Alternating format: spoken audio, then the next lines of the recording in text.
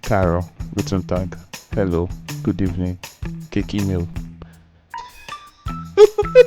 Welcome to another episode of A Couple of Things with Ladi Tawak. And Nana. Today is episode Guinea. 259. What are we talking about today? I thought you were the one that was deciding. Okay, let's find out what the other intro music.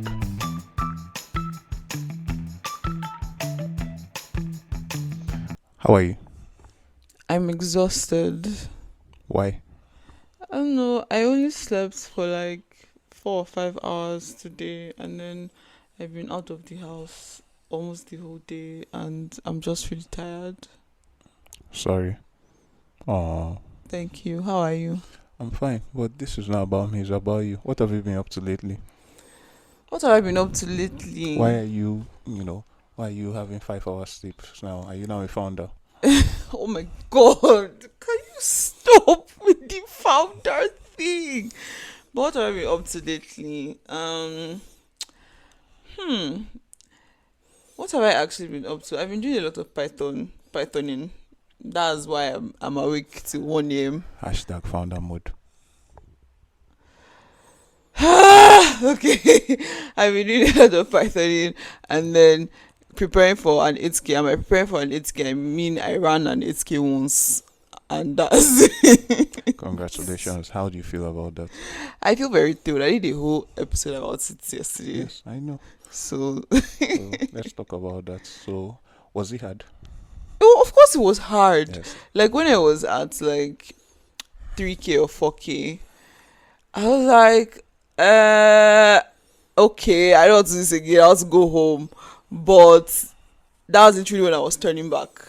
And then when I was at like 5K, my legs were like, we're not going anywhere again. So I just walked for a bit. I actually walked for a while around like the 5K mark because I was like tired.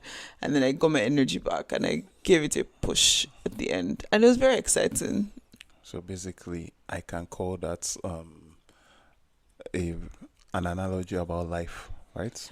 Well, obviously, everything goes back to analogies in the end. And yes, in the point where it gets really, really exhausting, whatever it is that you're trying to do. And it's like with the Python that has been keeping me up at night.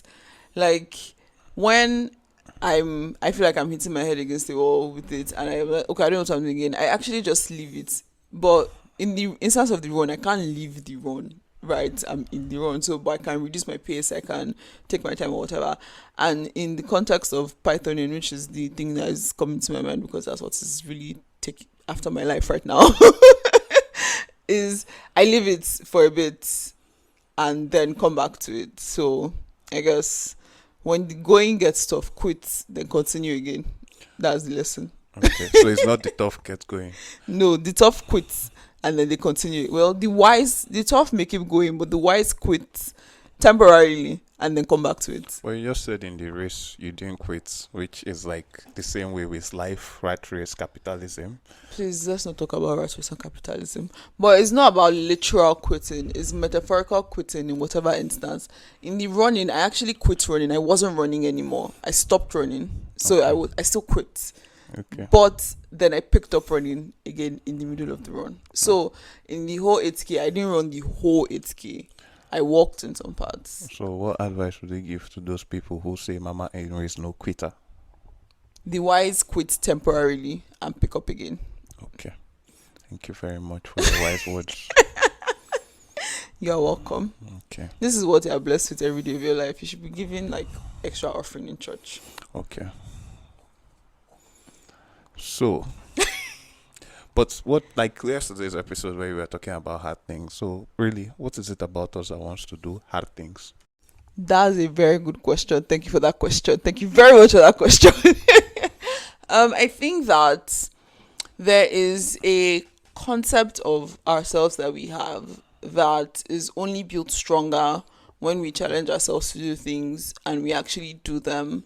So again with the run, when I finished it, the way I felt in that moment was like, wow, this girl, you can actually do anything. Like you can do things. You do things. And it's just a thing about building up your self concept, building up a story about yourself and what you can do. Obviously, it doesn't mean that every single difficult or challenging thing you try to do that you always get it or you always do it. But there's just something that it tells us about ourselves and what we're able to do and accomplish that doing hard things is important for. If we don't do hard things in that context, then in any context really, then there's this element of ourselves that we're not really seeing. And it's like in my episode with Febe, I just remembered where she talked about how ever since she did that her 176-kilometer bicycle ride, or however kilometers it was, like whenever she's facing something and she's like, oh, maybe I can't do this thing, she remembers that, bro, I rode 100 and something kilometers in Ireland, which is very hilly, and I didn't die. So this I will do as well. So that is the importance of doing hard things. So I don't know, like, what are you telling me here? So should I go and cancel this 50k run I registered for after listening to your episode yesterday, or what? Cancel what? The 50k run I registered for after listening to your episode yesterday, or should I not do it anymore? What are you saying? Why are you doing 50k road? But you said I can do anything yesterday. Today you're saying, so which is it? Should I do the 50k run or not? Should You I? can attempt the 50k. I didn't say you should not do hard things. I literally said you should do hard things. I said when the going gets tough, the wise temporarily quit. Okay. I didn't say don't do the hard thing. You can start it and in the middle you're like, oh, I'm not. Like, actually, I saw a TikTok yesterday of this girl who signed up for a 21k. And when she reached 10k, she was like, yeah, I'm not doing this anymore. She actually quit at the 10k mark. Well, she was ready to quit at like 8k, but she went on to 10k and she was like, yeah, this is my limit. So that's what I was saying. It doesn't mean you actually end up doing the exact thing you wanted to do, but just even pushing yourself in that direction, put your mind in this frame of this thing is actually possible. Maybe I don't get it now, but there's something close enough to it. So in her case, the 10k, and maybe next time you can do the 21k. Okay. So I like the concept of a hard things bank that you just described. I think I've also read about it sometime, but I won't go into that long detail because it was spoken about by like an ultra marathoner, and those ones are not normal human beings. So speaking of hard things bank, and you've spoken about Fabi's own, what are the things inside your own hard things bank that I can borrow, obviously? You can't borrow things from my hard things bank because everybody's hard things bank is individual. It's about things that you've done.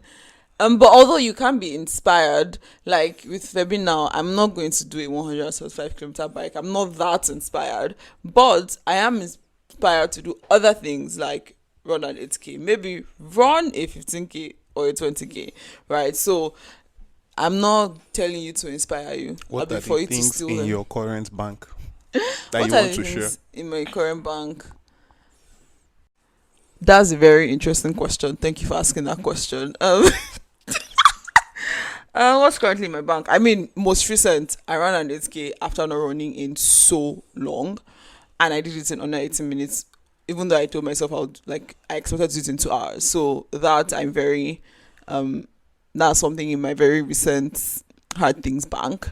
What else is in my hard things bank? So, like in this case now, when the run was difficult, you said there was something you're telling yourself, like, I've done this thing, so I can do this other thing. So, what are you telling yourself in those moments?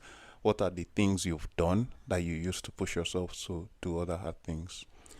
Even though this was a while ago, I still find that I often go back to graduating with the first class because when I entered into Unilag, I was coming from failing JAMB. So that's something that still is a hard thing. Not so oh, I did a hard thing. It's just like a booster basically. It's like I can turn this, like this terrible situation or whatever is happening that I'm feeling. If that could happen, like going from coming in on failing JAMB, barely passing the direct entry process to graduating first class, if that could happen, then I can do that again in another context, whatever that looks like, or maybe with like learning Python, for example. In the beginning, I sucked at it. It was so hard. It was so terrible. But now I'm learning. I'm doing better, right? So it's just there are many things. Some of them I don't want to talk about on the podcast, but those are like the two ones. The most recent one is the AK, and then a more farther away one was the whole first class thing. Okay, Thank you very much. That's a very, very inspiring answer. I can't wait to be like you when I grow up, my love. Thank you Please. for coming on my podcast. Thank you for having me on your podcast and for these questions. Very great questions. Thank you for asking them. Good night. Bye. Thanks for listening.